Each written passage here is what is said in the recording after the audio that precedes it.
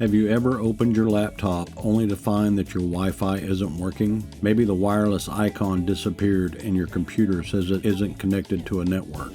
Before you spend time restarting your computer or troubleshooting Windows, there's one simple thing you can check first. Sometimes it's as easy as accidentally pressing a key on your keyboard. Today I'm going to show you how to turn your Wi-Fi back on using your laptop keyboard and explain why this happens in the first place. Hello and welcome to A Better Tech. Thanks for sharing your time with me. Let's get your Wi-Fi back on. One thing that surprises a lot of people is many laptops have special function keys across the top of the keyboard. These are labeled F1 through F12. Depending on the manufacturer, some of these keys can control things like screen brightness, speaker volume, and your Wi-Fi. Because these functions are built into the keyboard, it's surprisingly easy to press one without realizing it. Unfortunately, different manufacturers and models have different layouts on the keyboard, so there is no universal key for this. You'll want to look at all the keys across the top row of your keyboard for a small wireless icon. It usually looks like a Wi-Fi signal icon or a tiny antenna icon.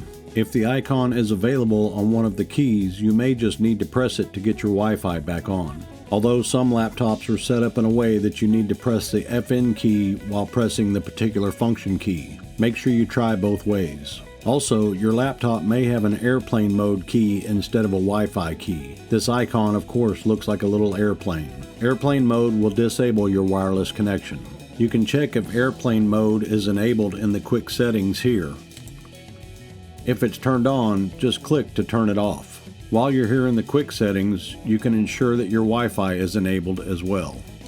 If you're still unable to get your Wi-Fi back on, the problem could be related to your network adapter, other Windows settings, or the Wi-Fi driver. Those are issues for another video. One of my other videos should be able to help you out. But the good news is, many people determine they accidentally pressed the wrong key, and turning their Wi-Fi back on just takes a few seconds. So before you spend an hour troubleshooting your computer, take a quick look at the function keys first. It might be the easiest fix you make all day. Let me know in the comments if this helped you get your Wi-Fi back on.